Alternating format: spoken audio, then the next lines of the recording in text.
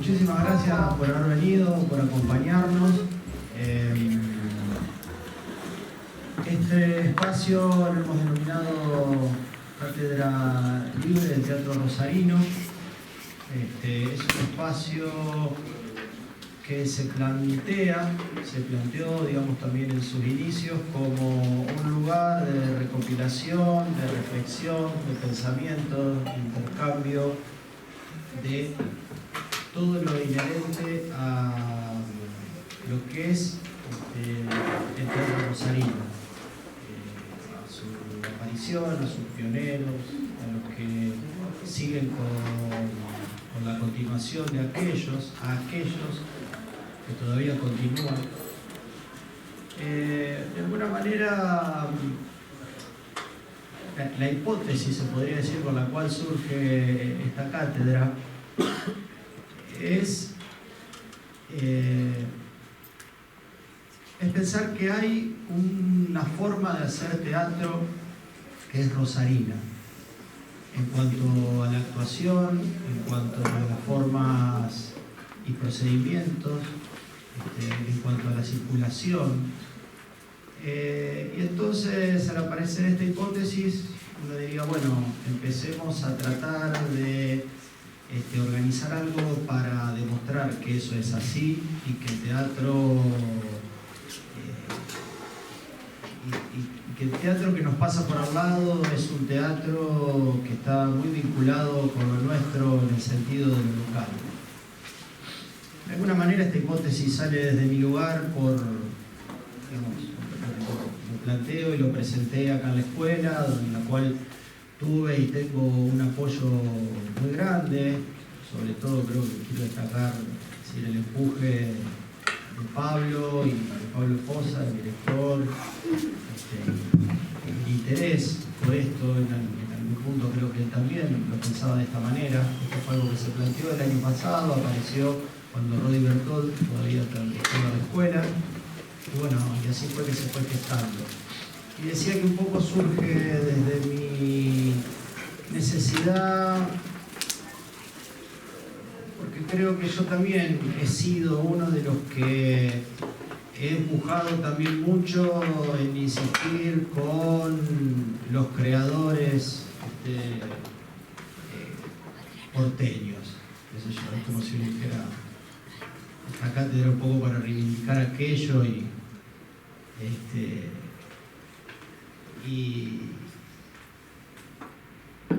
no sé, y dar un lugar para poder empezar a crear una historia local y a partir de esa historia empezar a tener un mito sobre el teatro rosarino.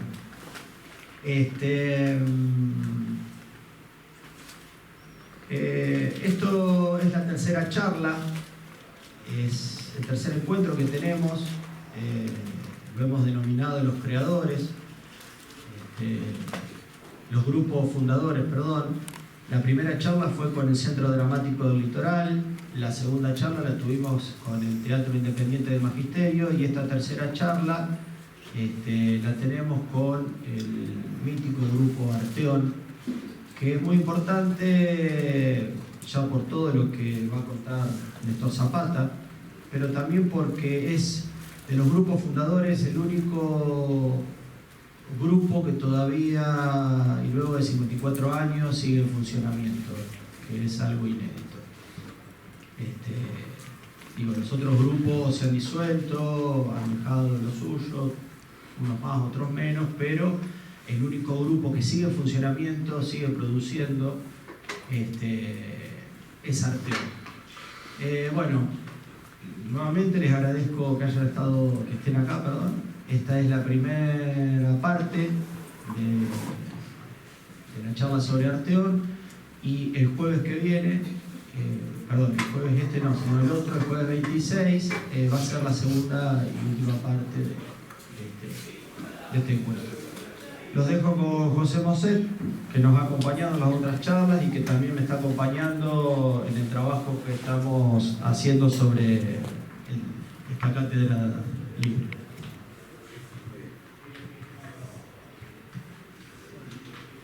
Bueno, hace poco, 2 meses atrás, tuve 2 largas conversaciones con Néstor Zapata por un proyecto de biografías de los que yo considero los referentes del Teatro de Rosario que está en marcha.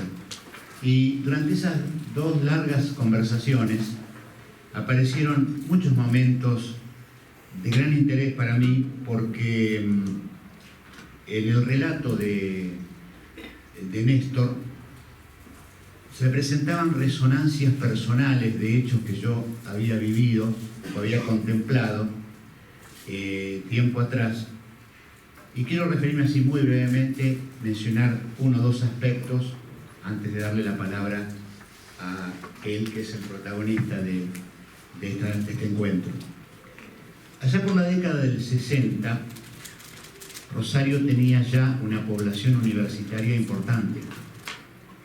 Era la Universidad Nacional del Litoral, todavía no se había fundado la Universidad Nacional de Rosario.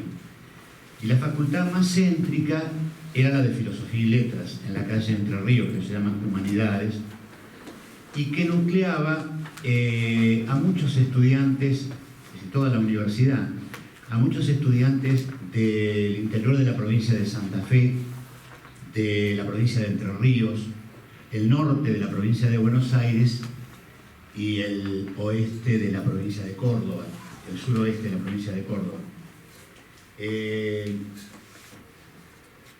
Pensiones, departamentos compartidos por muchos jóvenes que venían desde esos lugares y que se sumaban a la vida universitaria y también a la vida cultural y política de la ciudad. Alrededor de esa facultad de Filosofía y Letras había varios bares que eran muy frecuentados. En la vereda de enfrente había en un viejo edificio uno que se llamaba Iberia. En la esquina de Santa Fe y Entre Ríos, Laura, que todavía existe, no sé si con ese nombre.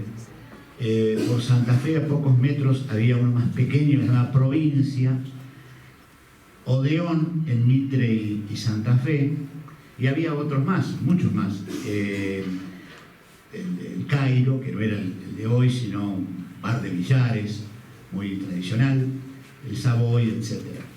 Entonces eso tenía un gran movimiento de estudiantes, y yo recuerdo en particular los sábados por la mañana, cerca del mediodía, que ahí se reunían muchos grupos de estudiantes, por supuesto, y otra gente, sobre todo estos jóvenes que no eran de la ciudad y también de la ciudad, que programaban cómo pasar esa noche de sábado, asistir a algún espectáculo, ir a bailar, o alguna de las peñas que proliferaban en esa época en distintos puntos de la ciudad. Y yo recuerdo, tengo una imagen muy clara, de 2 jóvenes mujeres, actrices que yo reconocía, porque había ido como espectador, incluso para estudiar un curso en el mítico Teatro Independiente del Magisterio, que recién lo mencionó Matías, Team Teatro, San Lorenzo 1068.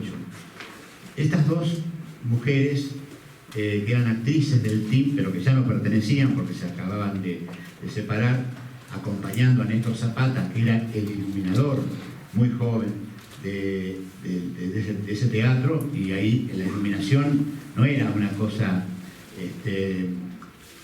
secundaria, sino todo por el contrario, era muy protagonista de los espectáculos del team, tanto como la actuación, la escenografía, el sonido, etc. Entonces, estas 2 chicas jóvenes, que yo las reconocía como actrices del team, recorrían las mesas de los bares y vendían entradas para una función de cine de trasnoche. Las primeras fueron en el cine Urquiza 1600, cuando todavía esa modalidad de ese horario insólito de las 0:30 ya del domingo no existía como alternativa en los cines. Pero Néstor Zapata era el compañero, fue compañero durante toda su vida de Sara Lindbergh, y Néstor Zapata, Sara Lindbergh y María Teresa Gordillo habían resuelto habían hablado con el dueño del cine de Urquiza, habían pactado un alquiler, le cedieron las llaves y bueno, y eso comenzaba a las 0:30, después de que terminaban las funciones regulares del cine, y terminaba a las 2 de la mañana como mínimo. Eran películas de gran calidad, películas de autor,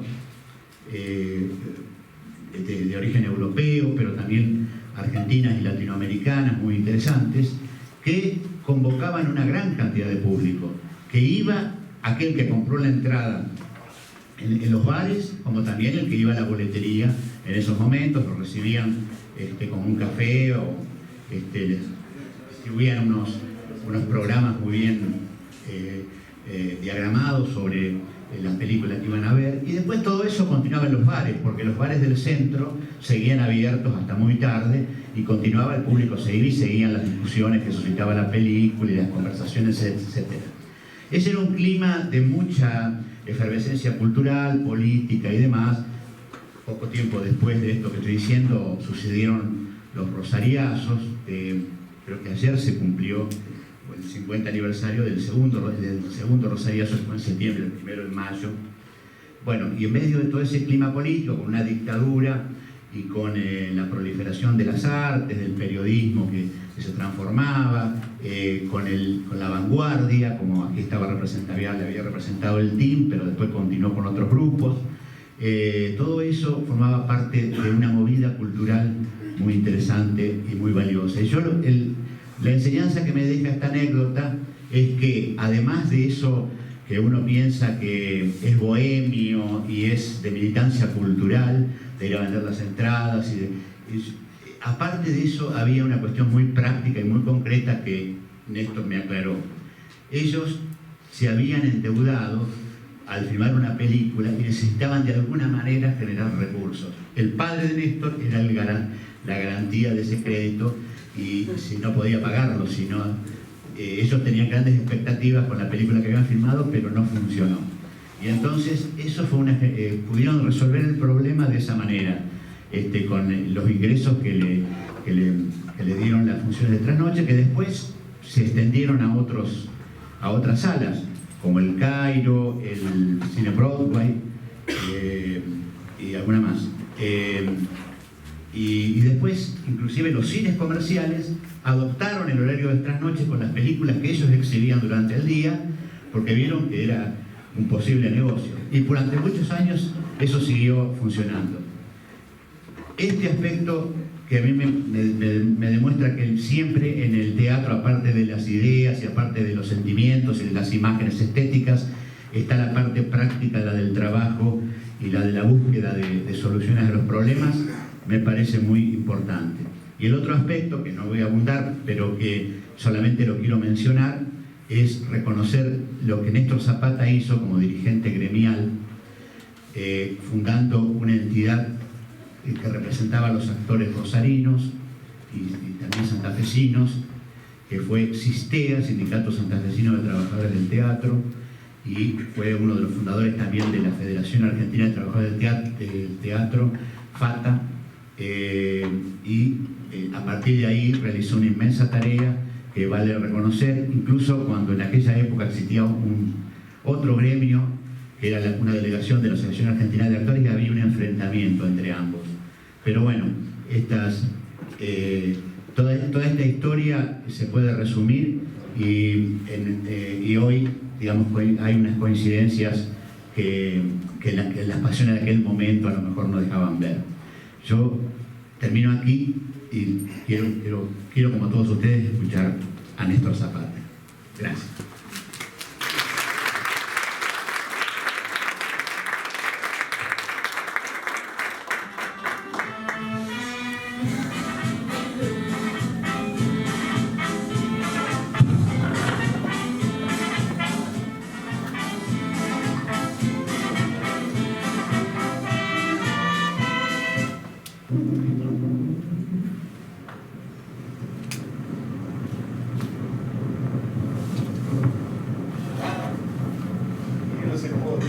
¿Hasta cuándo vamos a soportar esto? No lo toques. No lo toques. No lo toques.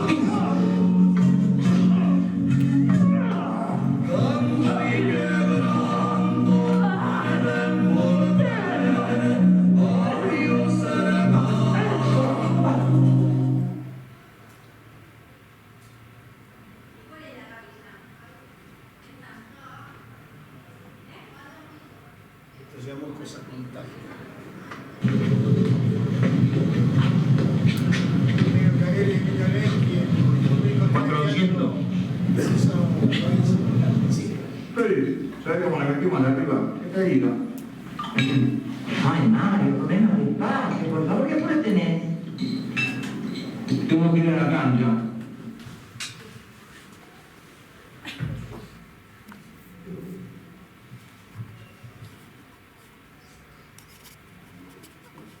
Esto es Panfocus. Imágenes fílmicas que se mezclaban, se mixturaban, se fusionaban con la imagen escénica, con la actuación.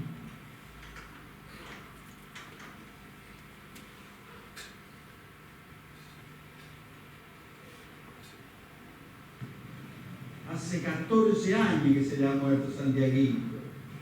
Va, no remueva, pero... Este es uno de los últimos talleres que se dictaban en Arteón. Sería alto, alto como papá.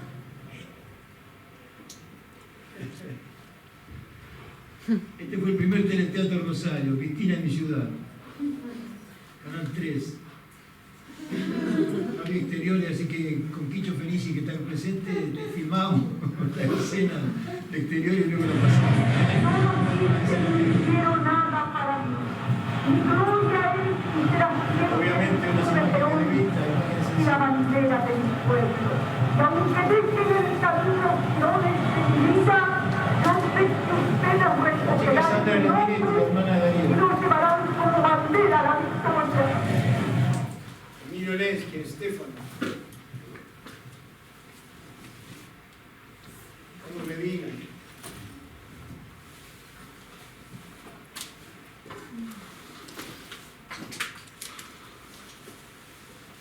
Carolina. Acabo de ver a alguien que ustedes conocen.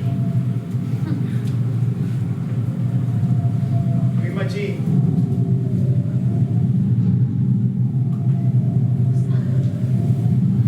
Pablo Fosa.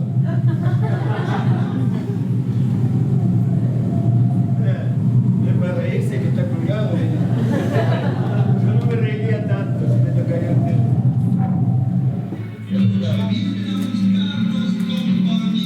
Una escena en Malvinas.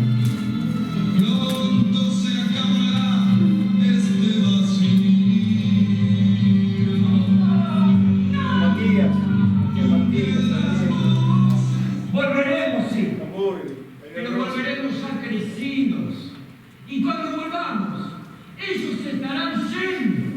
Y cuando nos crucemos, con los brazos en alto, le diremos: ¡Salud, mentirosos y puteros! ¡Salud, puteros! Se llama Nosotros Creamos, un corto que hicimos con Alcide Moreno, fundador de esta escuela de Don Campos. 68.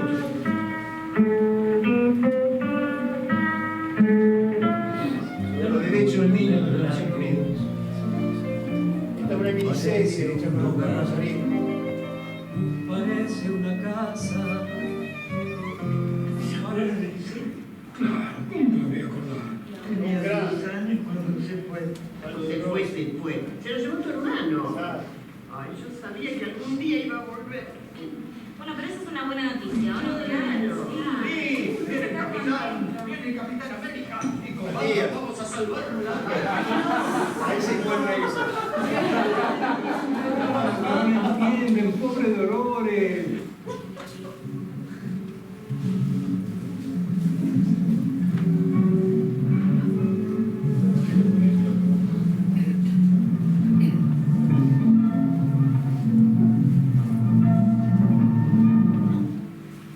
Yo lo encontré una tarde Da un crash. En un por la orilla del fragmento río. que sonata La vida buena. Yo lo Sobre la encontré vida una del tarde. mayor poeta de la provincia, José Pedroni. El dorso polvoriento. 7 días seguidos. Yo lo encontré una tarde. Palabra de mi esperanza, Y va palabra de mi alma, esta misma obra. Sonata La vida buena. palabra todo mi verso, palabra toda mi vida.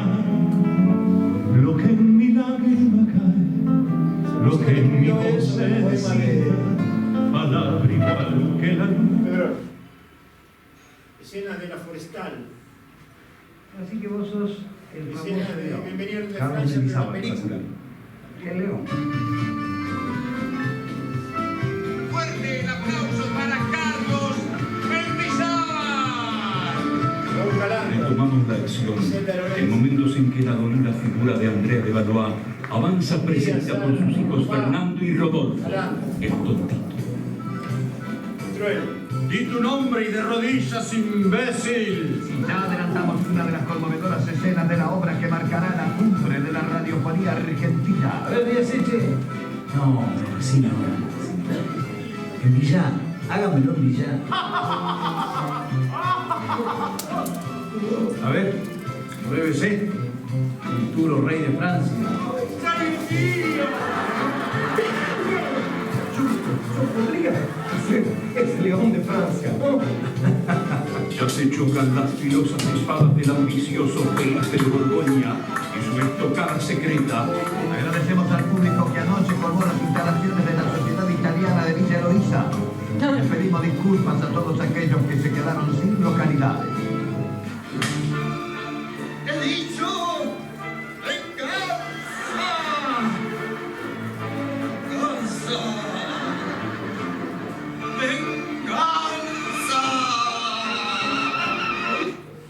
Dejadme marchar con vosotros, David Teddy, poeta surgido del pueblo. haciendo un poema muy bello. Dejadme ser vuestro compañero de Compañero. ruta en mi Compañero de último ruta. pecho. No quiero quedarme olvidado en el mundo viejo. Quiero marchar con aquellos que entonan los cantos nuevos de los tiempos nuevos.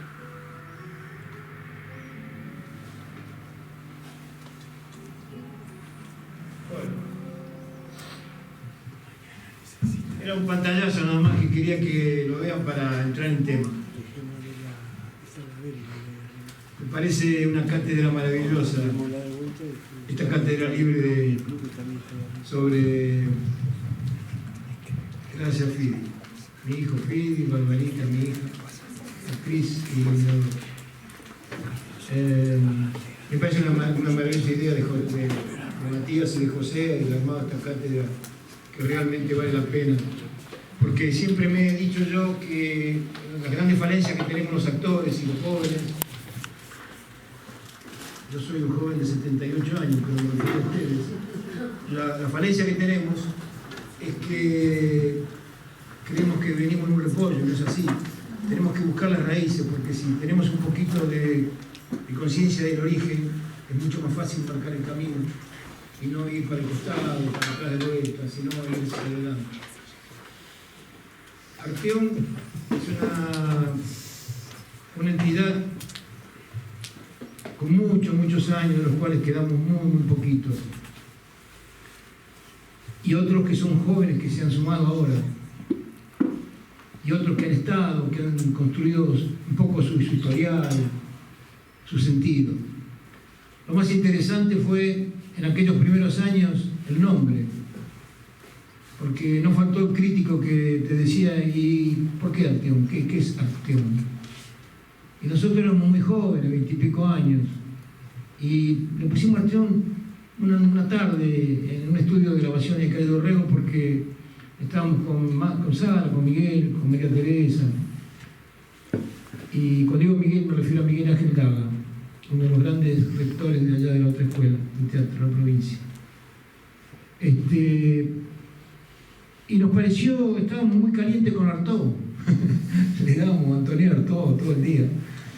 Y esto de Artaud y del teatro y el arte, y Artaud, y lo quedó Arteón. Y Arteón no quiere decir absolutamente nada. Absolutamente un invento de la nada para la nada. Entonces pasaron los años. Y ahora nos preguntan algunos, o nos preguntaron en todas estas décadas que pasaron, qué significa Arteón, y le decimos lo que hizo, lo que fue. O sea, la identidad se construyó a partir, no de un nombre, sino del contenido que fue teniendo ese nombre en su obra, en su hacer, en su trayectoria y demás.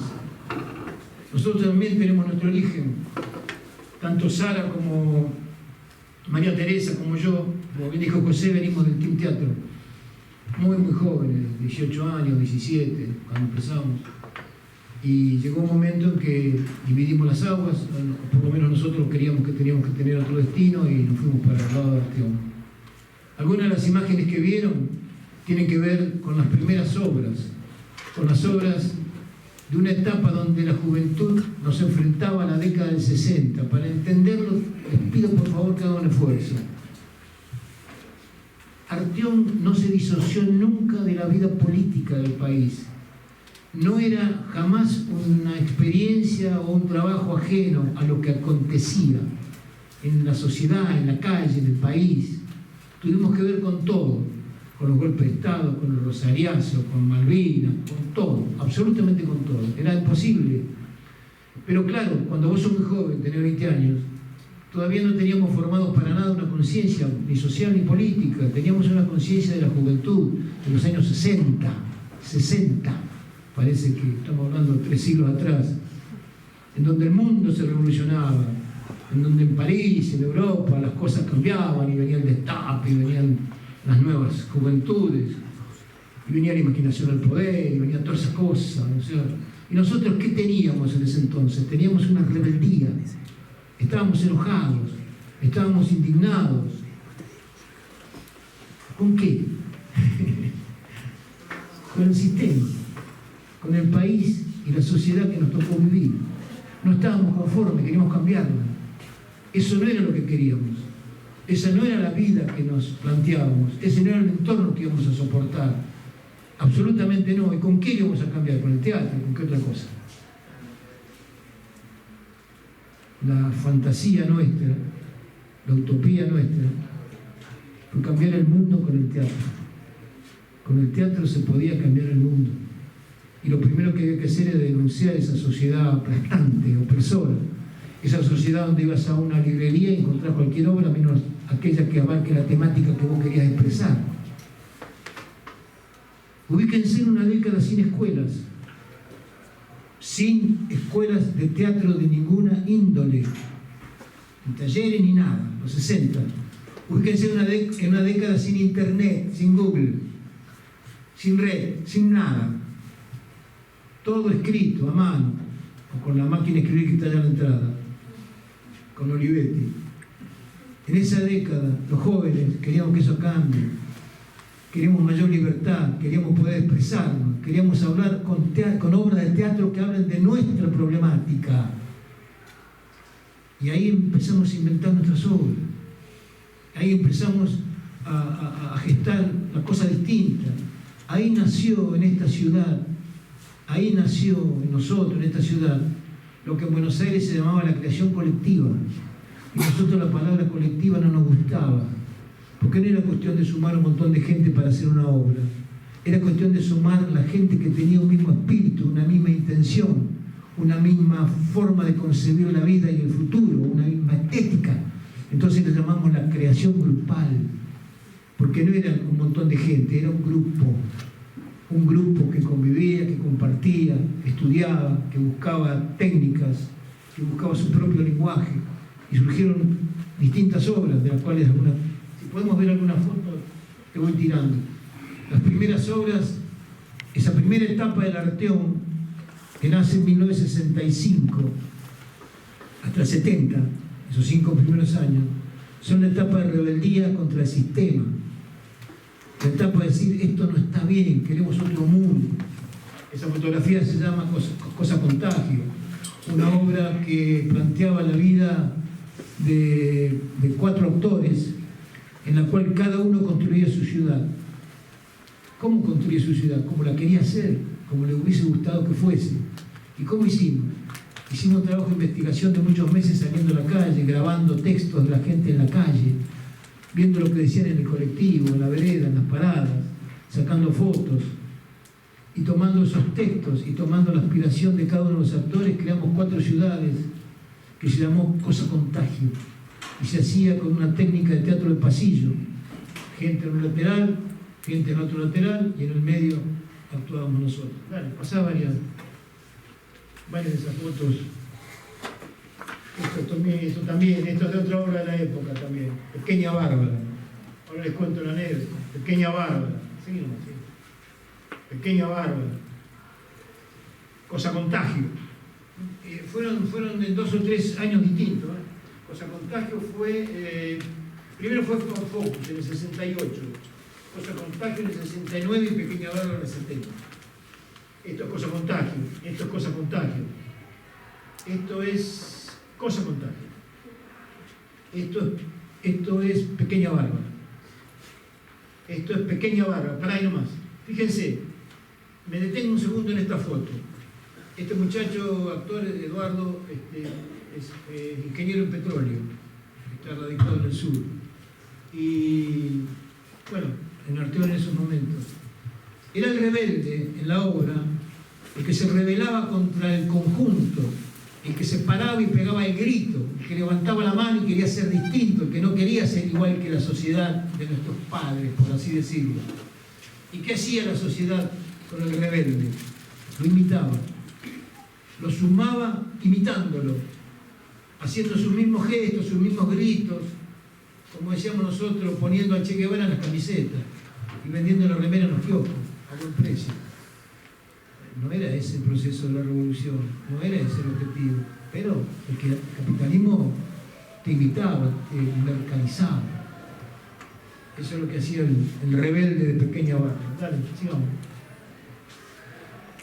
Esta es una de las torturas. Bueno, les cuento, vamos a detener un segundito, porque creo interesante rápidamente contar esto. Pequeña Bárbara fue una historia muy linda. La Pequeña Bárbara está acá sentada en primera fila.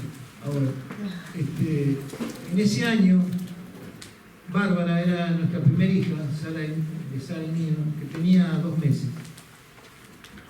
Estábamos en calle y llegó una carta, el correo, como venían antes, ¿verdad? La carta dirigida a Bárbara Zapata. Y con Sara nos miramos y dijimos, pero la carta de 2 meses. Y bueno, no sé qué hacemos, y hablamos nada. Vimos la carta y era una carta de Norberto Campos. Estaba trabajando en Arteón en ese momento y se había ido a Brasil para hacer un trabajo de experiencia creativa con Julian Beck. Y que de Brasil le escribió una carta a la Pequeña Bárbara contándole ese mundo loco de color, de trópico, de calor, de música, pero también de torturas y de represión, como estaba acá en el país. Entonces, en Pequeña Bárbara mostramos 2 hechos de torturas hechos en Brasil. Uno, el pau de Arará, que era colgar a la víctima de un palo y asarlo a las brasas. Y el otro, el telefón, que era el ponerlo boca abajo y golpearle en los oídos hasta volverlo loco y hasta dejarlo sordo. Eso hicimos en esa obra. La obra era muy, muy, muy loca. Quiero decir, todo esto que es investigación de lenguaje y de relación en la comunicación social con el espectador, nosotros lo abordábamos brutalmente, arriesgadamente. Era una obra circular, en donde se trabajaba con la gente de alguna manera defraudándola, porque tomabas contacto con ella, le tomabas sus manos, hacíamos un trabajo de miradas, de diálogo, de silencios, hasta que nos caían las lágrimas a nosotros y al espectador. En ese momento largábamos una carcajada brutal y nos cagábamos de risa. Era chocante, era duro, era mostrar que el país estaba mal, que la traición afloraba en todo, que estaba todo dolorido del cuerpo social.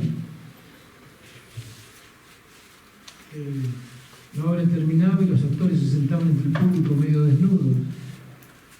Se prendía la luz y nadie hacía nada. La gente preguntaba, ¿terminó? No sé, decía el autor. Se ponían en el espectador.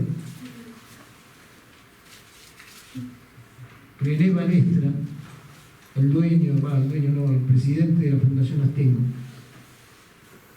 un hombre que indudablemente no compartía mucho nuestra forma de pensar, vino a ver la obra y le pareció maravillosa. ¿Por qué? Porque encontró que habíamos buceado muy adentro, muy a fondo, cosa que en ese momento en Rosario no se hacía. Era una obra de una búsqueda estética muy, muy especial. ¿Sí, vamos? Lo mismo, Pequeña Bárbara, Van Focus. Con Focus. Cosa contagio. Cosa contagio. Eso es nuestro pan. Ahora les explico un poco. Sigamos. Eso es compañero país. Bueno, cuando entramos después de los 70,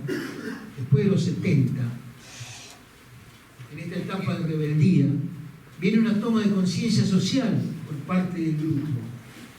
Es decir, esto de quejarse en los escenarios y asustar al público, porque también habíamos tenido el Grupo Lobo acá, por cierto, todo el Ditela, en medio de una especie de Ditela rosarino, no nos gusta, no somos así, no nos interesa.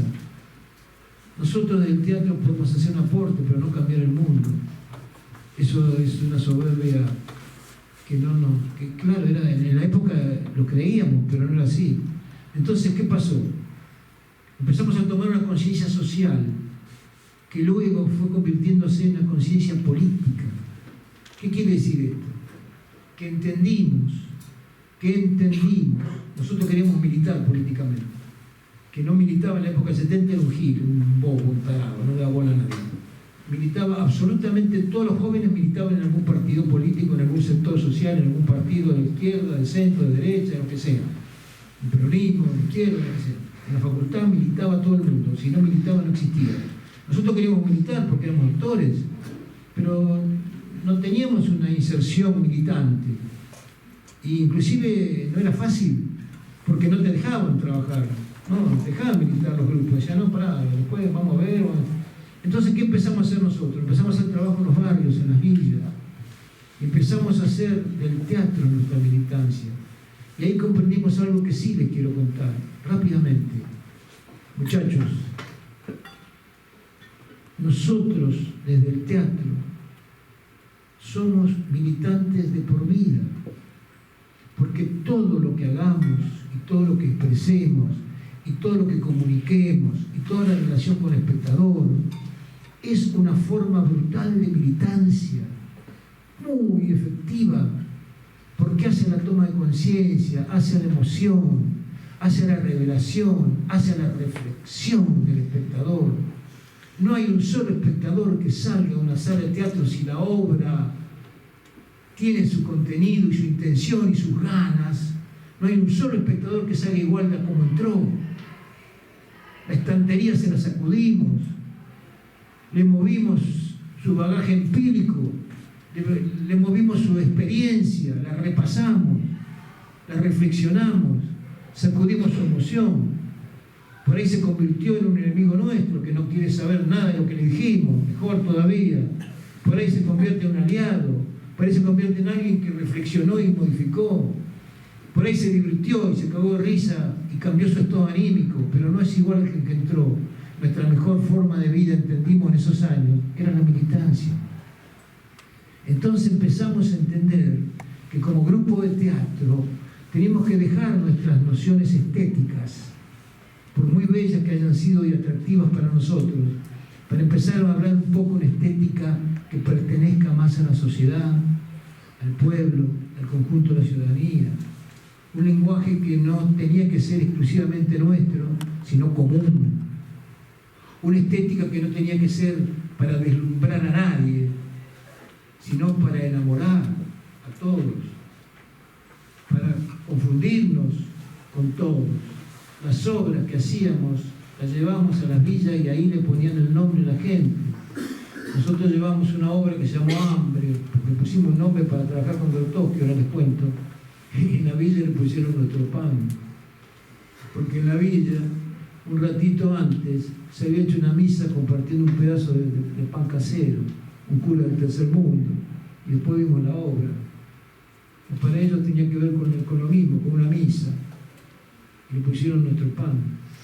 Nosotros veníamos de trabajar con Grotowski, tuvimos la alegría de trabajar una noche entera con él, y le llevamos esa obra, Hambre. Trabajaba todo el elenco de Arteón, en la cual estaba Roberto Campos también. Lo hicimos en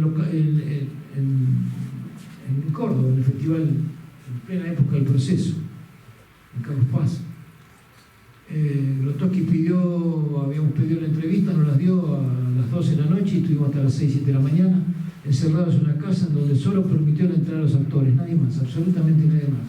Ni el traductor, lo entendíamos como podíamos, el otro hablaba francés. Me pareció bárbaro.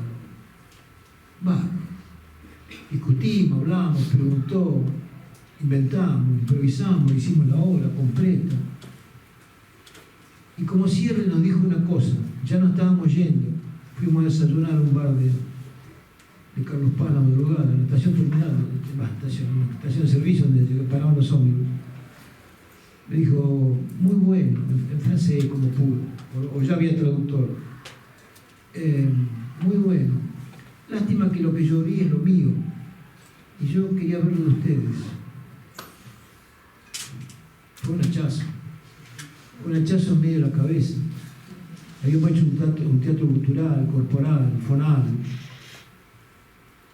Pero él quería ver algo argentino, algo que sea nuestra aldea, que sea nuestro lenguaje, nuestra historia. Tienen grandes autores, grandes historias, grandes hombres ustedes. Empiecen a hablar de eso, hablen como ellos, empiecen su lenguaje. Nos dimos cuenta que teníamos mucho más que hablar de nosotros, que tratar de hacer un teatro que estaba absolutamente de moda en ese entonces, como el de Chelsea Loto. Bueno, con la vuelta de la democracia fugaz, muy fugaz, en el 73 hicimos Compañero País. ¿Qué hicimos? Un teatro circo. Los personajes eran personajes de circo. Y lo hicimos ¿dónde? En los jardines de Canal 5, allá en el Bajo. De Prepo nos prestaron el jardín, apoyado por la Juventud Peronista en aquel entonces, e hicimos la historia de resistencia del pueblo argentino en esos 18 años. Con personajes prototípicos como Mr. Johnny, que era el imperialismo yanqui, como Rosita la Cultura, que era un personaje de Rosario que hacía beneficencia cultural, etc. Sí, pasá. Esta es una escena, pero no de esa obra, es la escena de Nuestro Pan. Está mezclada la escena de Nuestro Pan con Compañero País. Compañero País fue de una gran repercusión, venía la gente de los barrios, camiones, se llenaba. Habíamos puesto unas tribunas allí para que la gente la vea al aire libre durante todo el verano. Ella es Compañero País. Esta Rosita de la Cultura, Roberto hacía el general, no sé cuánto, Represuti, Severo Represuti. Estaban Miguel Daga hacía Mr. Johnny Moore, todos personajes simbólicos, digamos, muy de pintura. Habíamos hecho una escenografía que hizo Hugo Salguero, como de 8 o 9 metros de alto, con una rampa, hablábamos de la clase media, hablábamos del dólar, de todas esas cosas que en ese momento son muy parecidas a las de ahora. Eso fue la historia de Compañero País. Sigamos. Ese es Nuestro Pan. Esa es Nuestro Pan. Ahí está Kichi. Ese es Nuestro Pan, ahí está Antonio también. Madre mía, qué vergüenza. Es muy malo, horrible. Bueno, me echaron. Claro, yo me dijo por eso. El mismo, Nuestro Pan. No, esto fue algo que fue la última etapa de esa fugaz democracia que tuvo el país de 2 años y 9 meses. Esto es lo de afuera son de palo. También contaba la historia de la forma de que los distintos imperialismos dominaron Argentina, los ingleses con el ganado y demás, los yanquis con el aspecto cultural y la industria, y los españoles con la colonización. Hablamos de la colonización, de la posesión inglesa y del imperialismo yanqui.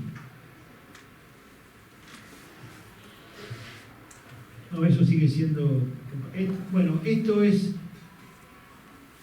el último Salva Todos.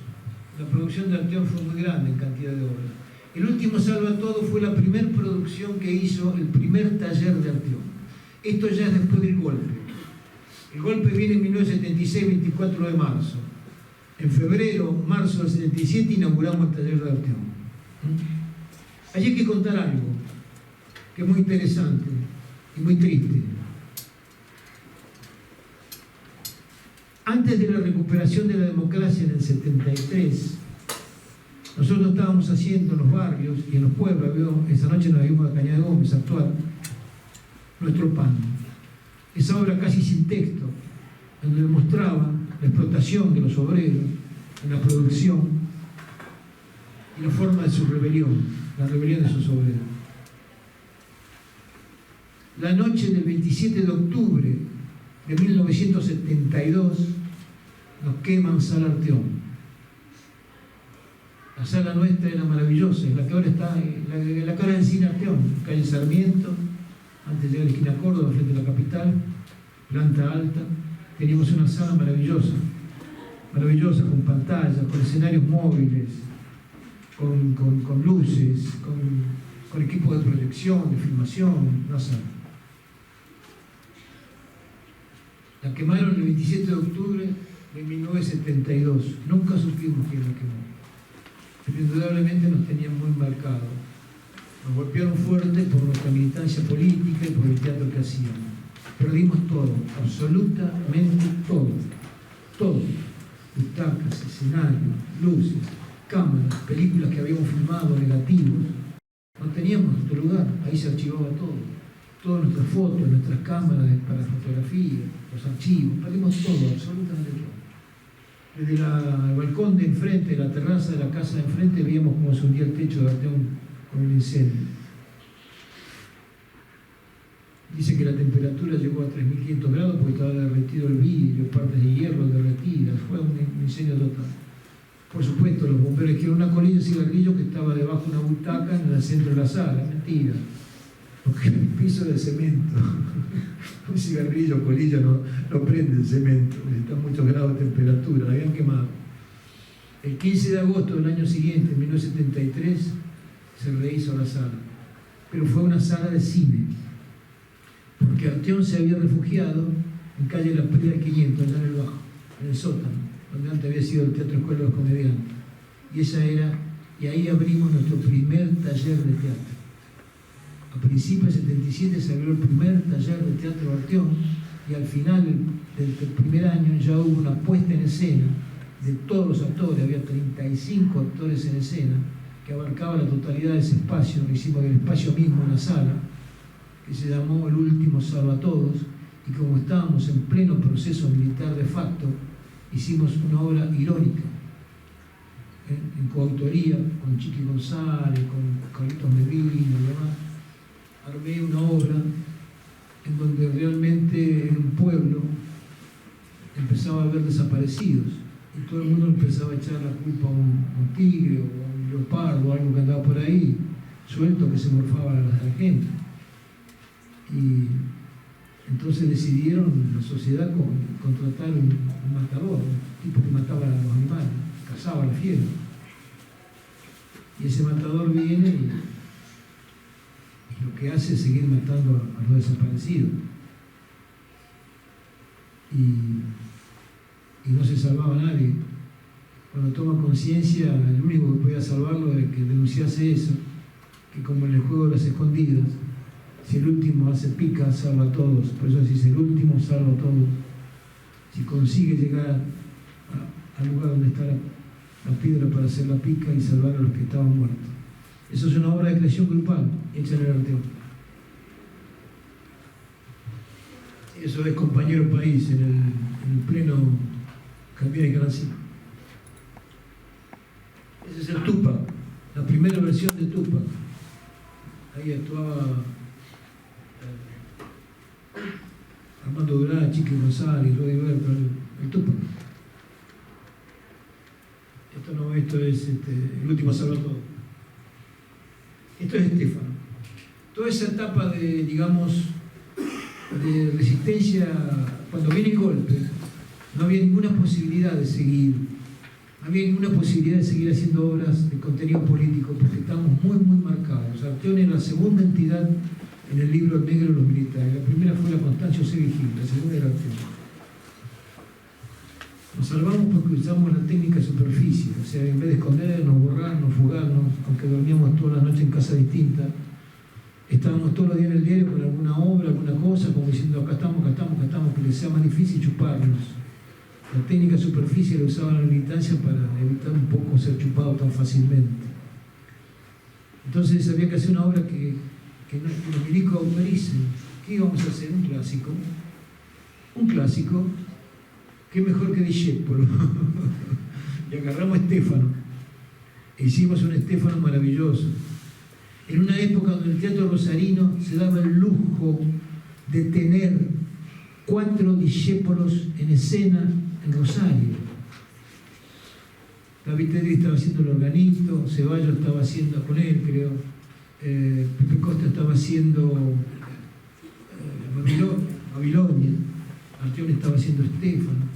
4 discípulos. Nosotros hicimos esta obra y se dio una casualidad muy grande, que a final de ese año se nos invita, a través de una organización que ya no existe, pero que fue muy importante, la Federación Latinoamericana de Organización de Festivales, a salir del país para llevar la obra. Ahora bien, ahí empezó un poco la nueva concepción del Arteón.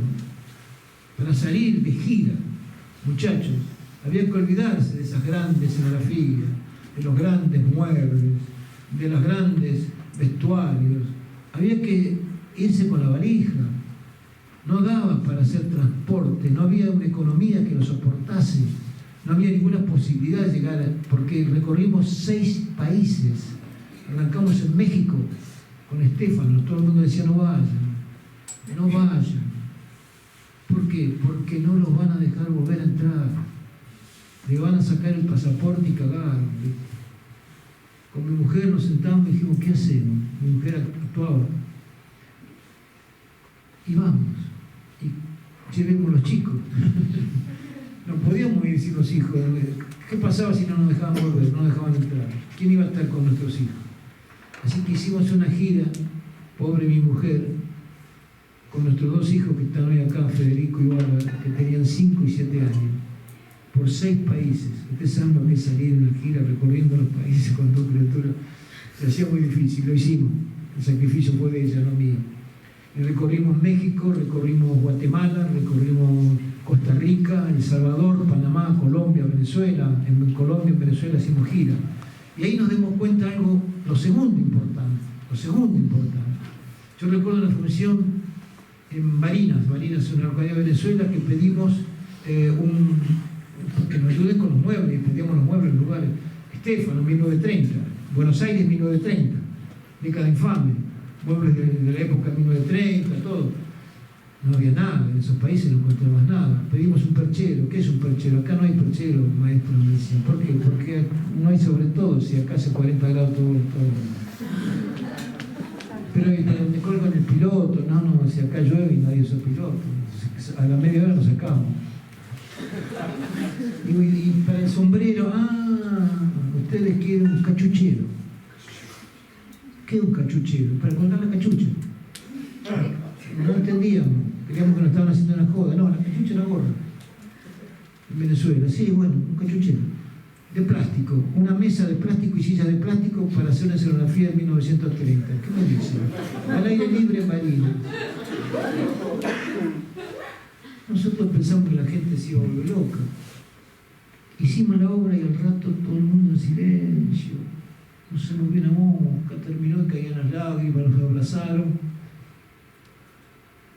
Y ahí entendimos algo importante. Entendimos que lo importante no es lo que acompaña la expresión, sino el contenido mismo. Cuando vos estás transmitiendo algo, te olvidás de si ese tipo se le cayó el calzoncillo, o si el bigote está torcido y se lo pegó mal, o si la silla de plástico hace ruido. No importa. Una vez que el espectador toma el contacto con el actor, una vez que se establece esa comunicación sagrada, en donde están los 2 latiendo con el mismo corazón, lo demás me importa un carajo. Yo era un pibe de 20 y pico años y estaba al pedo caminando en las calles de Buenos Aires y me metí en un cinearte en Lorraine en aquel entonces porque vi Hamlet. Yo hacía teatro Hamlet de Shakespeare, lo voy a ver en cine, la versión inglesa, con un gran actor, el mejor actor londinense, Laurence Olivier. ¡Qué bravo!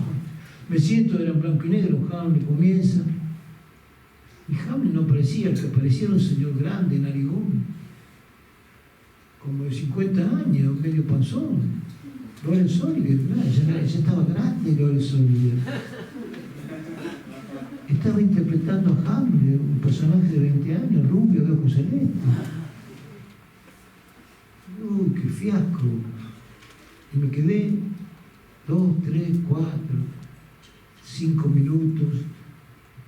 Me agarró Laurence Olivier de la nariz, me metió en la vida de Hamlet y no me soltó más. No importa si das el physique du rôle, no importa. Lo que tenés que dar es el physique de la intención. Lo que tenés que llegar al espectador con el mensaje y hablar de lo que hablaba Shakespeare, que es del hombre. Tengas la edad que tengas. Bueno, sigamos, si no nos vamos a meter en cada quilombo.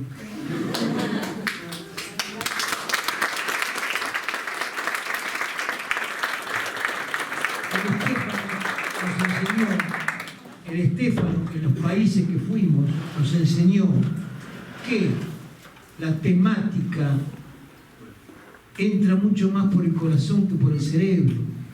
Porque en esos países que fuimos no hubo una inmigración italiana y española como en Argentina, que somos todos hijos de napolitanos, de gringos y de españoles, de judíos, No, esos países son más mestizos con lo negro, con el continente negro. Y estaban viendo la historia de un músico italiano que acá hablaba la lengua así medio italiano y que era pobrecito, se había fundido él y la mujer y estaba pobre y lo habían echado tocando el trombón en la orquesta. Los pastores que lo habían traicionado. ¿Qué carajo tenía que ver esa cuestión rioplatense de los años 30 con el Caribe, tunga de los años que fuimos nosotros en el 77? Un carajo que ver. Y la gente le gustó una barbaridad y se emocionaba y se volvía loco sin tener que ver con esa realidad que habíamos pintado, pero pintamos al hombre con su problemática de sueños y de frustraciones, como puede tener cualquier país en el paisaje que pinte. Lo de Tolstoy, pinta tu aldea, se hace universal. Y ahí aprendimos entonces que por el corazón era más fácil llevar adelante la obra, cualquier obra, que con el cerebro. Fue la segunda gran lección que aprendimos en la gira. Ahora sí, adelante. Gran trabajo de Emilio Lenski. Bueno, acá tienen algunos conocidos también, Ricardo Arias y Luis Machín. Esto es una cosa muy interesante, una obra que nos costó un huevo. En un año yo monté 3 obras y en el mismo mes estrené, al mes siguiente estrené la otra, la semana siguiente íbamos a España en gira y filmamos una película. Una cosa loco, estaba muy joven, tenía en el año 92. Esto es la historia del soldado. Igor Stravinsky, no me digan lo que le dijeron al pobre Stravinsky cuando vino a la Argentina, ¿me lo puede deletrear? Así le dijeron en la aduana a Stravinsky.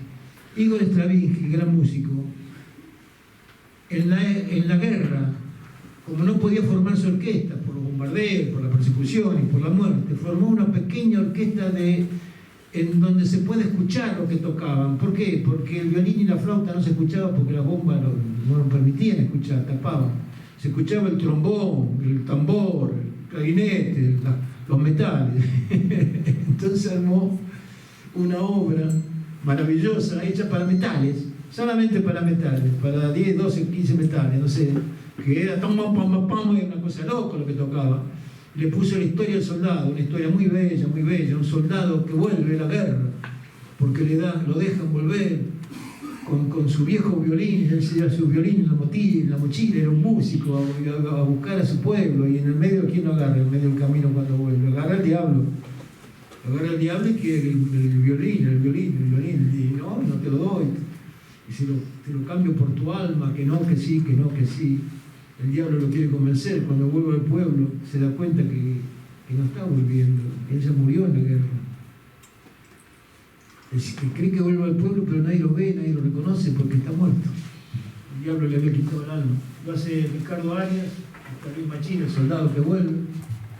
Música de Igor Stravinsky. En el escenario en las tengo había 12 músicos, dirigidos por el maestro Fernando Ciraolo y los actores, ¿no es cierto? Y fue una obra muy exitosa, tuvo una función y despedida. sala llena, pero no la podíamos hacer de nuevo. ¿Por qué? Porque eran 12 músicos que había que pagarle, era una cosa loca. Hicimos una función y despedida. Diferente la otra que monté a las 2 semanas, que estrené en Rafaela, que fue Malvinas, Canto al Sentimiento del Pueblo, que cumple ahora dentro de 2 semanas su función número 1000. Su función número 1000. O sea que estrené 2 obras. Una duró 1 y otra duró 1000. Eduardo Berchelli, sí, sigamos. Bueno, esta es Con el alma, otra obra también muy interesante de época posterior. Sigamos. Ahí la conocen Adriana Frodela, trabaja en Con el alma, junto con un gran maestro de teatro y títeres, Eduardo Schroeder, Carlos Schroeder, que está en España, ya se fue hace tiempo a España, y que fue director de esta escuela de ustedes, fue el rector de esta escuela, cuando todavía estaba en Tricórdoba. Un gran rector y un gran maestro. Esto es el Tupac. Esto es el Tupac, de la última versión del Tupac. El sueño del Tupac, cuando soñaba con los caballos. El Tupac sueña con que caballos rojos lo visitan a la noche porque está anticipando su destino a ser linchado por 4 caballos en la plaza del Cusco. Acá con la pelea, la lucha de ellos. Sigamos.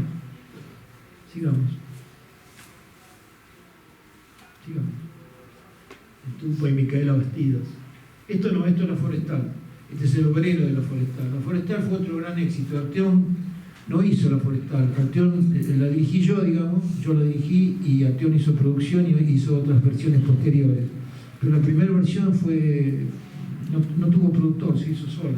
Se estrenó una comedia el 12 de enero de 1984 y fue uno de los grandes éxitos, de los más grandes éxitos nacionales, también con cientos y cientos de funciones, o tal vez más de 1000, con el canto de Enrique Llop, la música original de Jorge Canepa y los textos del Negro Yelpi.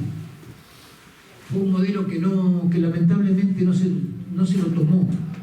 Esto tiene raíces en la cantata Santa María de Iquique, en Chile, ¿verdad? Nosotros hicimos una cantata popular, o sea, algo en donde el actor interpreta al personaje, rachero, explotado, sufriente, y el cantante exalta con su canto, cuya letra tiene que ver con el tema que se está desarrollando, exalta la temática del actor. Y hay un tercer personaje en escena que es el relator, que hace que los datos de la crónica, da la fecha, los nombres, los lugares, los muertos, etcétera, etcétera, etcétera. Es un formato de cantata muy efectivo y muy económico de representar y muy caro de producir, porque hay que escribir las canciones originales, las letras, bueno. Pero es una forma de cantata que une muy bien la música, la canción, el teatro, y en la última puesta mía, porque la hice 2 o 3 veces en Buenos Aires, acá y en otros lugares, unió también las imágenes proyectadas. O sea, la fusión de la imagen proyectada. Hago un paréntesis. Arteón fue un pionero de la imagen proyectada junto a lo escénico, que desgraciadamente hoy, y si queremos pelear, nos peleamos, no tengo problema, está mal usada. Los teatreros hoy no están usando bien la imagen, no la fusionan bien. Creen que hacer una obra con imagen, proyectar al costado del escenario unas imágenes. No tiene, estamos haciendo obras, eso no tiene que ver. Yo no haría un teatro con la pantalla del costado. O sea, la imagen proyectada tiene que fusionarse necesariamente con la imagen escénica, pero son 2 lenguajes muy distintos, en donde le estamos haciendo al espectador un gran quilombo en la comunicación. Por consiguiente, la imagen no debe imponerse, no debe exigirse, el espectador la tiene que necesitar. Fíjense ustedes, yo te muestro a vos algo íntimo, un beso, una puñalada, un secreto. Y en cine vas al primer plano. Y en teatro no vas al primer plano. Vas a la luz que te recorta, va al silencio, vas a la creación del centro de atención. Hace que el espectador busque el primer plano. Si la imagen viene y te muestra lo mismo en primer plano es porque el espectador lo requiere, no porque se lo impones. El lenguaje de la imagen se fusiona siempre a medida que esté utilizado dramáticamente y fusionado a la acción escénica. Arteón fue un pionero, fue el primer elenco en Rosario que usó la imagen fusionada. Fue en el año 1966, en el Consejo de Mujeres, 3 de febrero en la Prida, 3 de febrero en Buenos Aires. Hacíamos una obra con Miguel Ángel Daga que se llamaba Sí soy yo desde aquí, basada en un texto hablaba Zaratustra, en donde con un proyector de 16 milímetros en blanco y negro que hacía ruido de la platea alta, proyectábamos en el escenario, en todo el escenario, la imagen del actor en blanco y negro. El actor estaba vestido de negro con máscara blanca, tipo mimo. Y el actor que salía, que era Daga, a quien habíamos filmado previamente, estaba vestido de negro con la máscara blanca y los guantes blancos y trabajaba con su imagen en el mismo tamaño que la imagen. Y se relacionaba y se fusionaban y se caía y se levantaba uno y el otro quedaba en el piso. La gente al fin no entendía muy bien quién era la imagen y quién era el actor en vivo. Usamos eso. No había digital, no había proyección digital. Se proyectaba una película. El proyector hacía ruido. Y sí, hacía ruido. Se escuchaba. Y el actor hablaba, no había micrófono inalámbrico. Otra de las primeras cosas que usó el Arteón, pionero en todo, fue el micrófono inalámbrico para el actor. Pero no había micrófono inalámbrico en la época que lo usamos. Entonces, ¿qué pusimos? Un micrófono de cable. ¿Saben quién? En el hachero de la Forestal. Porque el hachero hablaba y con la música y el canto quedaba muy atrás su voz, no se escuchaba. No se equilibraba técnicamente el volumen de la voz con la música amplificada. Y yo dije, bueno, hay que poner el micrófono. ¿Dónde le vamos a poner un micrófono al actor? Un micrófono de esto, ¿dónde se lo ponemos? No quiero ser grosero. Entonces hicimos como un cinturete acá, con un collar de tela, en una cintura, y agarramos un micrófono de esto, acá. Acá está el micrófono del actor. Y arriba de él, de la camisa, un pañuelo de cuello, porque el hachero tenía un pañuelo, y el cable que le iba a la espalda y le salía debajo la bombacha del hachero. Y iba al costado de la pata con un enchufe que se desenchufaba, porque el hachero hablaba al costado, pero en un momento corría hacia atrás, hacia los árboles, y había que desenchufarlo. Entonces la señora, Sara era la asistente, lo desenchufaba, Emilio corría hacia atrás, volvía adelante y lo volvía a enchufar para seguir hablando. Con esta obra, con Malvinas, después cuando usamos el micrófono inalámbrico con Malvinas, fuimos a El Salvador. Y en El Salvador estábamos actuando en un festival, en un pueblo, no era, no era en El Salvador, era en Ecuador, en Manta. Manta es una localidad que está sobre el Pacífico en Ecuador, el Festival de Manta. Y en la noche que hacer Malvinas se llenó la sala, como se llena en todos los festivales, había qué sé yo cuántas cientos de personas, replete hasta el fondo. Y siempre la misma crítica en todos los festivales, en todas las obras que se habían dado, hasta el fondo no se escuchaba lo que decía, nadie escuchaba un carajo lo que decía, la gente se movía, entraba, salía. Y en Malvinas se quedó todo el mundo pagando, porque cuando empezamos a hablar, se escuchaba fuerte en todos lados, y era la primera vez que se usaba en Ecuador el micrófono inalámbrico. Y en el diario de la mañana salió, sorprendieron los argentinos, volumen en sus voces. Y sí, pero fíjate vos decís, pero ¿cómo? Y bueno, inventamos eso. Éramos pioneros en todo eso. En la Forestal el micrófono Emilio lo tenía acá. Claro, adelante.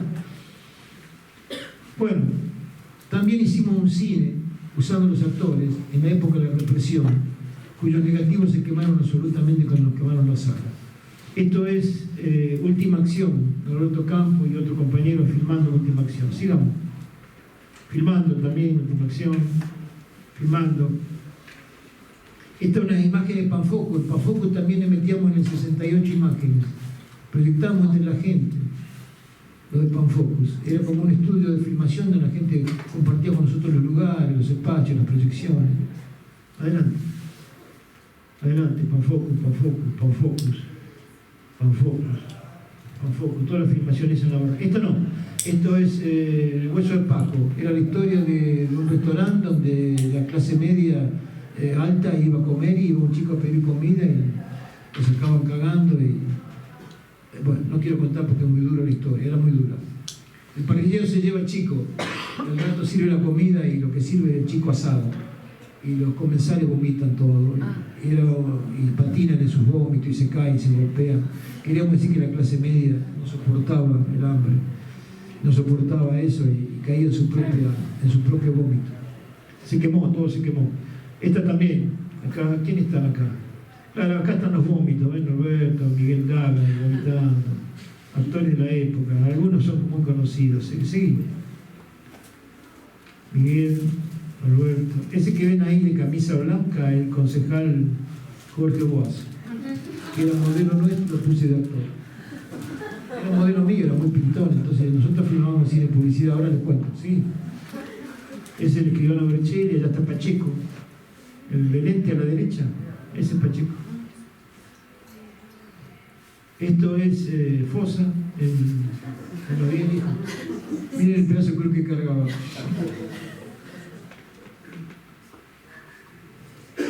Amanecer en el río, la foto de Quicho Fenici. Esto lo filmamos, esto fue muy divertido. Allá está Gustavo Guirado, al costado de Fosa y está Machín. Esto es muy divertido porque lo filmamos en un estudio de Ramiro Nieto, pero nos controlaron mucho de los obispados, entonces vinieron los curas y todo. Y hacíamos la última cena delante de ellos. Era bastante patético, porque había también unos chicos de la villa que habíamos gritado, y cuando terminamos la filmación los chicos iban corriendo a comer un pedazo de pan, un pedazo de asado. Y los curas nos miraban como diciendo, qué profano, qué profano. Bueno, sigamos. Miguel Ángel Daga, bueno, esto ya lo vimos. Panfocus, todo esto es Panfocus. Esta es nuestra querida Sara con sus personajes en Panfocus, todo esto es Panfocus. Panfocus, Sara, Panfocus. Esto es la filmación.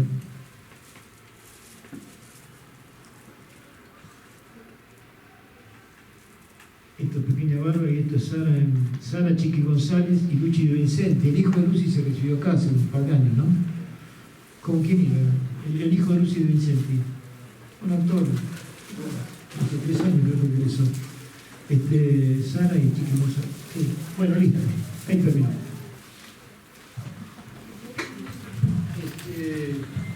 Yo dejaría acá porque me parece que ya charlamos mucho. Sí, claro, vayamos a las preguntas, eso sí. Acá el jueves que viene terminamos de contar un poco esta larga historia. Pero vayamos a las preguntas, me parece piola. Si quieren hacernos algunas preguntas que tengan que ver con la historial de Arturo. Una cosa importante, el teatro fue siempre igual. Siempre. Los teatros independientes hacían teatro y no cobraban, nadie en la putísima vida se le hubiese ocurrido ir a cobrar por actuar. Después vino la conciencia gremial, un desarrollo, una intención, un Di Mauro que vino y dijo, señores, lo que hay que crear no es un gremio, es una profesión digna. Cuando tengamos una profesión digna, ahí vamos a crear el gremio para atender. Pero para tener una profesión digna había que hacer teatro y teníamos que tener un público en la sala y teníamos que mantener nuestra sala y demás. Un elenco teatral, un grupo teatral, una trayectoria teatral, no es una sala. No. La sala es el lugar de representación.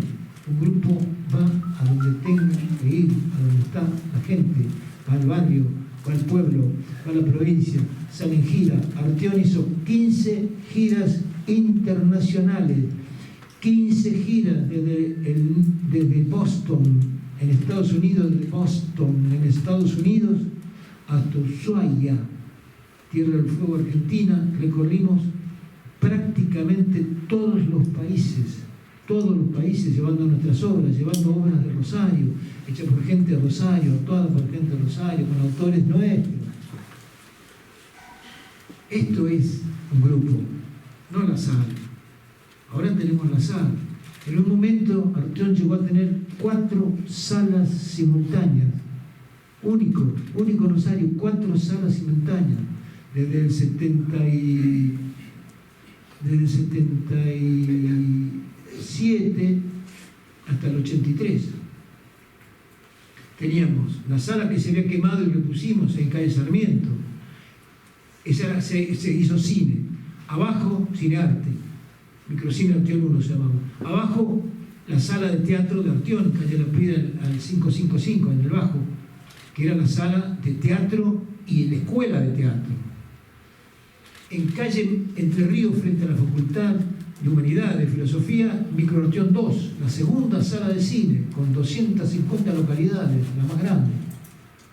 Y en calle Córdoba, entre Mitre y Entre Ríos, en la planta alta, teníamos el Arteón, en donde estaba la pequeña sala de teatro casi experimental de 64 localidades, la escuela de cine que habíamos empezado a crear, que fue el primer taller de cine de Rosario, y la escuela de danza contemporánea, 4 salas.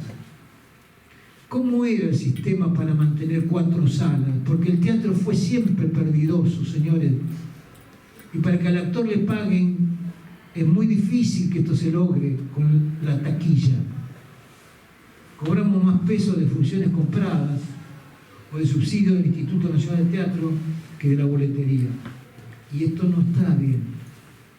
Hemos perdido la fuerza propia, porque nuestra fuerza, nuestra palabra y nuestro valor es tener nuestro público que nos mantiene, y que quiere decir que nuestro trabajo lo solicita, lo requiere, que somos útiles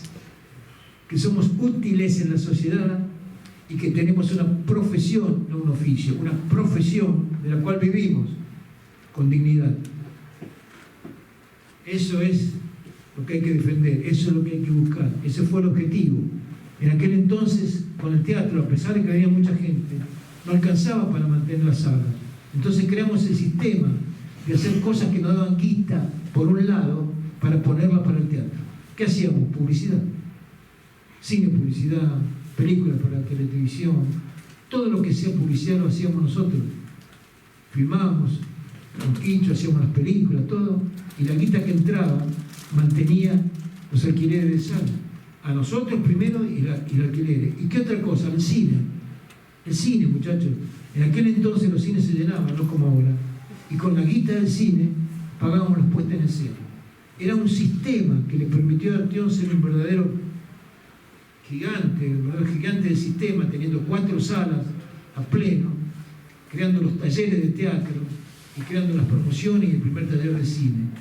El taller de teatro de Arteón, del cual vamos a hablar un poco más la semana que viene, se fundó al año siguiente del golpe de Estado.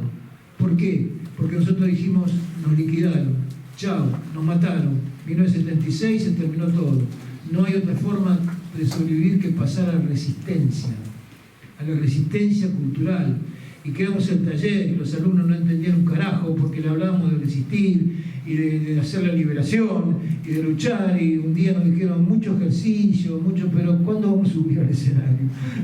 O sea, hicimos los talleres para formar generaciones. Esa es donde salió Rodi Bert, donde salió Armando Durán, donde salieron un montón de los profesores de ustedes surgieron en esos talleres, en los talleres de Arteón, precisamente a partir de una actitud de resistencia en el teatro. Y ahí salieron las primeras obras, los primeros grupos de los cuales voy a hablar la semana que viene. Muchas gracias.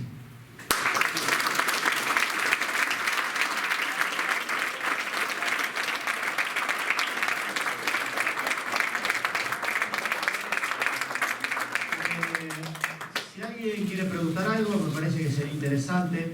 Ahí hay una pregunta. Dale. ¿Cómo manejaron ustedes en particular la fluctuación de gente en el grupo? ¿No te entendí la qué? ¿Cómo manejaron ustedes el hecho de que no hubiera gente en el grupo? Claro. Los grupos en la década del 60 y la década del 70 eran grupos cerrados. Vos pertenecías a un elenco y no podías pertenecer a otro. Vos actuabas en el Centro Dramático Litoral, en el Faro, en Meridiano 61, en el TIM, en Arteón, donde carajo sea, y no ibas a otro elenco, no te lo permitían, te echaban como un perro. Éramos grupos cerrados, absolutamente cerrados. El TIM fue el grupo más cerrado de todos. Y fíjese usted la anécdota que me cuentan, la gente, me encuentro con viejos como yo, y me cuentan los actores, A nosotros, ellos pertenecían a la Ribera, a otros teatros, no nos prohibían ir al TIN. Estaba prohibido ir, porque el TIN hacía obras de autores europeos, de Ionesco, de Jules Delors, de Beckett, de Adamov. No, nos estaba prohibido. Era una cerrazón muy fuerte. Había reglamento, era muy duro. Y había actitudes políticas también muy cerradas en cada uno. La mayoría de los grupos tenían tendencia a la izquierda, pertenecían al PC o a otros sectores. Con el paso de los años, la idea del grupo cerrado fue de a poco abandonándose para crear un poco el grupo elenco, o sea, el grupo que invitaba actores, ¿para qué? Para hacer sus obras. Fíjense hasta qué punto empezó Arteón siendo un grupo cerrado, totalmente cerrado, trabajaba con sus actores y los egresados a sus talleres, con nadie más. Que las obras de creación grupal, como ustedes habrán visto, estaban hechas por nuestros actores. O sea, escribíamos las obras para nuestros actores. Nadie se hubiese ocurrido hacer una obra para un tipo de 70 años o de 60 años, porque no teníamos actores 60, 70, nosotros teníamos 20 y pico años. Eran 4, 5, 6 actores, Panfoco, Pequeña Bárbara, Cosa Contagio, Nuestro Pan, todas obras para tipos jóvenes. Pero cuando vino Stefano, ¿quién hacía el personaje de Stefano? Un músico viejo italiano, napolitano, que se venía a tocar el trombone en Argentina. No teníamos nosotros, no lo podíamos hacer. Y lo invitamos a Emilio Leschi, como hicimos en La Forestal, invitar actores, como hicimos en todo. Entonces se empezó al hecho de que el grupo producía la obra, pero el elenco actuaba con actores invitados. Se fusionaban los actores naturales del grupo, que todo el grupo seguía teniendo sus 4, 5, 3, 2, 15, no sé, actores permanentes del grupo, y los actores invitados. Hasta que llega después, ya en la década de fines de los 90, el Instituto Nacional del Teatro, que indudablemente termina disolviendo totalmente los grupos porque acepta grupos, pero lo acepta como ONG o como salas, pero acepta los elencos. Y los elencos son grupos temporarios, o sea, se une un grupo de actores para hacer una obra y luego cada uno se va para su casa y hace otra obra con otro elenco, con otro teatro, etcétera, etcétera. Nosotros vivimos muy bien la etapa de la invitación de actores. La vivimos muy enriquecedoramente, nos enriqueció mucho.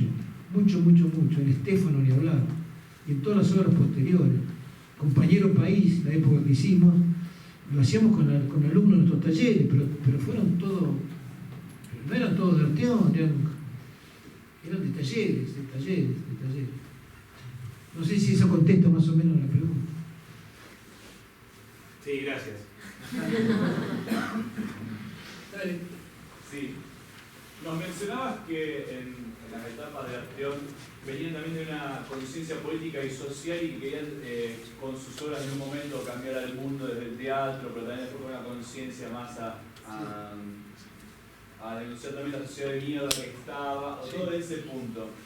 Pero, ¿en qué teoría teatral o en qué corriente ustedes también se basaron al principio o cómo se formaron también como actores y si después incluso tuvieron su propio lenguaje, por así decirlo, en el futuro? Arteón tuvo su propio lenguaje, sin lugar a dudas. Y quiero decir algo más que introdujo Matías. Rosario tiene su propio lenguaje. Ojo, muchachos. Ojo, vamos a defenderlo al teatro rosarino a muerte. En los festivales que vayamos, en las giras que hagamos, cuando nos visiten otros elencos. Rosario tiene su propio lenguaje, un horno propio. ¿De qué nació? Nació de estos primeros maestros, entre los cuales estoy yo, lógicamente, que en los talleres empezamos a entender que la forma convencional y clásica de las puestas ya no funcionaba y empezamos a trabajar mucho y a valorizar los elementos de la luz, de la música, del vestuario, de la danza, etc. Esos elementos fueron cambiando el lenguaje fueron dándole, por ejemplo, fíjense ustedes, ¿cuál es el lenguaje básico del cine? Lo más importante, el corte. Lo primero que tiene el cine es el corte, lo que no puede hacer en teatro. Ver una cara en primer plano, corte, y de pronto ver un caballo en medio de un campo, ¿no? Eso no existe, el corte. Entonces, si nosotros queríamos buscar el corte, o sea, pasar de una escena abruptamente a otro momento, claro, el actor tenía que en la oscuridad cambiarse o cambiar su posición y su actitud, pero aparte había que hacer la oscuridad. Entonces empezamos con el corte de luz. El apagón, hizo tan pelotudo que decimos el apagón fue un elemento del lenguaje en los 60. Había que tener un tablero con una llave general que pudiese hacer el apagón, etcétera, etcétera, y volverlo a aprender y que no se queme la lámpara. El apagón empezó a ser un lenguaje de continuidad que daba ritmo, que daba cambio. La música, el silencio, lo coreográfico. Ojo, nosotros tenemos un lenguaje en Buenos Aires. Yo iba a ver las obras en los 60, en los 70, prendían 14 luces, 28 luces, se apagaban cuando el aplauso, nada más. No había absolutamente ningún efecto de luz. No existía. En teatro hacíamos los efectos uno detrás de otro. Esto hablo del lenguaje en general. En Arteón tuvimos la marca fundamental, porque veníamos del TIM, de una experiencia muy europeizante, ya les dije, Ionesco, Artur Adamov, la parodia de Artur Adamov. Yo sé que ustedes no lo leen, no lo conocen, búsquenlo, no se lo pierdan. Artur Adamov, la parodia. Beckett, Michel de Gerberot, Dino Buzzati, autores que de alguna manera eran los que estaban en moda en los 60 en París. Ahí estaba la caldera, ¿no? Nosotros degustamos eso y también empezamos a hacer nuestras propias expresiones. Pero cuando nos vamos del team, teníamos ya preocupaciones mucho más cercanas a lo social y empezamos a buscar un teatro que creíamos y entendíamos que tenía que ver con la comunicación, no social, sino humana, individual, con el hombre a hombre, con el espectador actor. Nos enchufamos mucho en Grotowski, en Antonín Artaud y Grotowski. Ya les digo, trabajamos junto con él, llegamos a conocerlo, llegamos a compartir una mesa. Eso fue dándonos una idea muy importante del trabajo de comunicación, dramática escénica, y la imagen que se fusionaba en nuestras obras. Empezamos a fusionar imágenes, esto no se hacía. Eso también modificó nuestro lenguaje y el del espectador en relación a lo que mostramos. Y cuando fuimos depurando de poco, y tomando una conciencia social y política mucho más definitiva, el Grupo Arteón adhirió a la JP, al peronismo, a la Juventud Peronista, desde fines de los 60. Nosotros queríamos militar y no nos pusimos de acuerdo con los montos y bueno, después sí militamos, pero militamos con el teatro, íbamos a las villas, a los barrios, con el teatro, con las temáticas de nuestras obras, y creíamos en eso, y creemos en eso, y no estamos arrepentidos. Las veces de pie que nos aplaudieron en Malvinas, denunciando la guerra de Malvinas, es una denuncia social profundísima, con un valor estético, con la música de Lito Nevia, con un valor estético que a la gente le funciona. ¿Por qué? Porque está en el colectivo. Está en el colectivo que nos hablen de Malvinas, y está en el colectivo que nos hablen de la liberación de América Latina, y nosotros hicimos el Tupac Amaru, el primer grito de liberación de América, que algunos teóricos digan que fue el grito asociado a Magoya. Magoya fue el grito de liberación de América, que los españoles hicieron, los criollos, nosotros lo hicimos costado porque no era el momento nuestro, lo hicimos 10 años después, 20 años después, éramos pícaros, nosotros dejamos que lo maten todos ellos. El primer grito de liberación lo hizo el Tupac. La constitución que Belgrano y San Martín querían para el Congreso de Tucumán no es la que se hizo. Querían volver a poner al Tupac a cargo de la presidencia del Río de la Plata. Al hermano del Tupac, que había vuelto después de estar en la cárcel en España, devolverle lo que le pertenecía. O sea, ¿me entienden? O sea, el lenguaje se fue ajustando a todo el momento político, se fue ajustando totalmente a eso. a la limpieza, a la simpleza, a la emoción, mucho a la emoción, al corazón, mucho al contenido social y político, mucho al colectivo. Yo te hablo de lo que vos sabés, yo te hablo de lo que a vos te duele. Yo te puedo contar la historia, si vos querés, de un parisino que se encontró una noche con un fantasma. Sí, está bien, te vas a entretener. O me puedo lucir con un lenguaje escénico bárbaro, me vas a admirar. Yo no quiero ni lucirme ni admirarte. Yo quiero hermanarme. Yo quiero hablar de lo común. Yo quiero hablar de lo que nos duele, lo que nos gusta, lo que nos entretiene, lo que nos divierte. Yo quiero hablar de nosotros. Así se fue amableando lo que de alguna manera fue el lenguaje de Arteón, que lo visualizás en todas sus obras, lo vas viendo en sus puestas, ¿verdad? Mucho trabajo de luz, mucho trabajo de música, mucho trabajo de corte, mucho trabajo de emoción, mucho trabajo de fuerte final, mucho trabajo de compromiso con lo colectivo.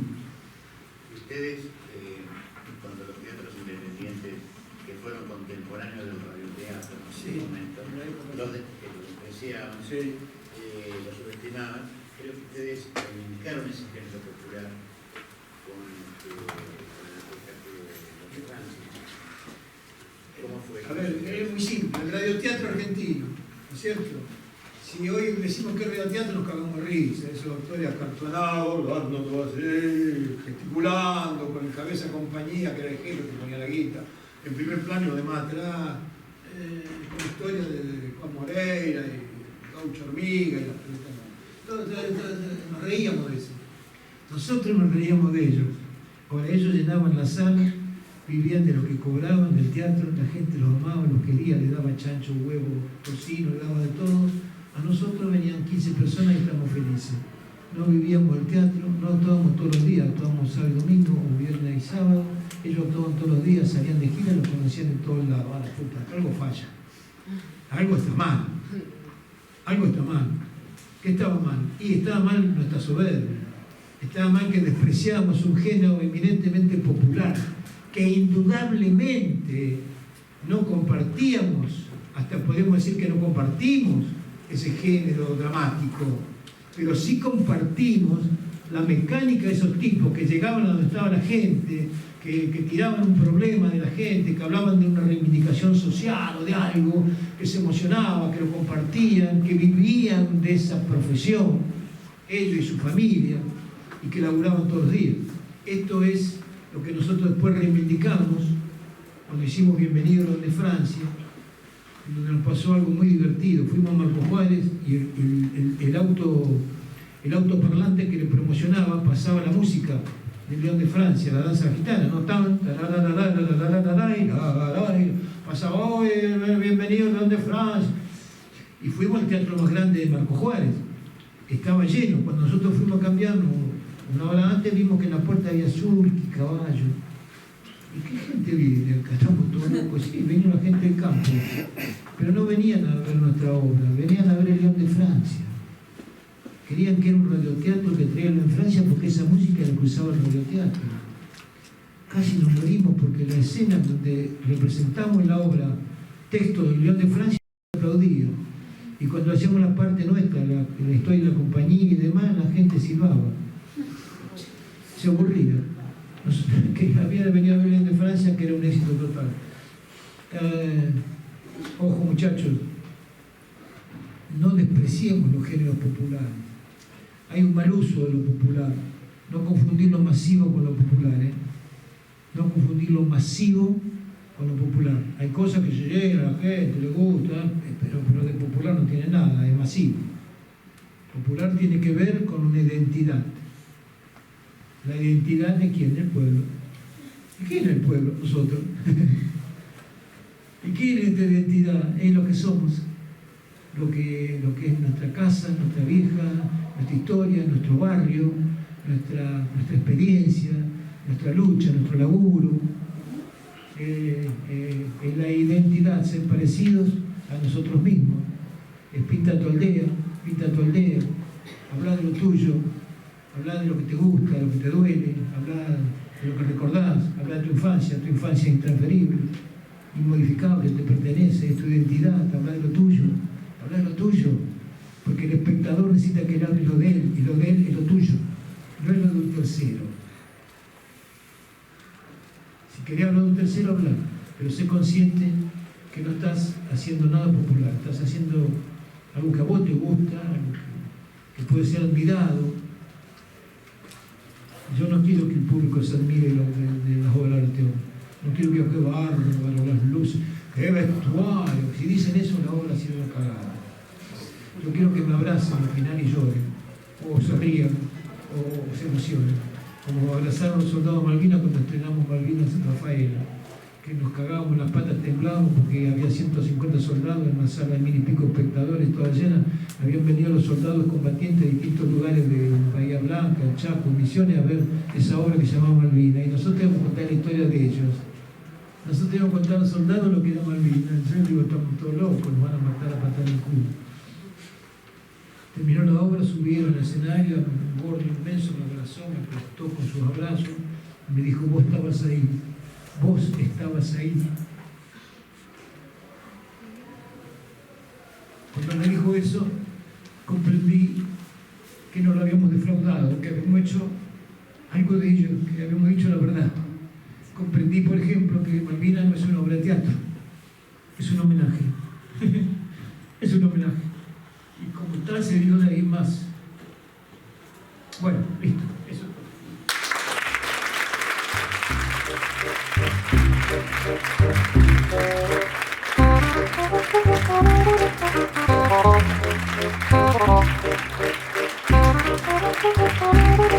todo.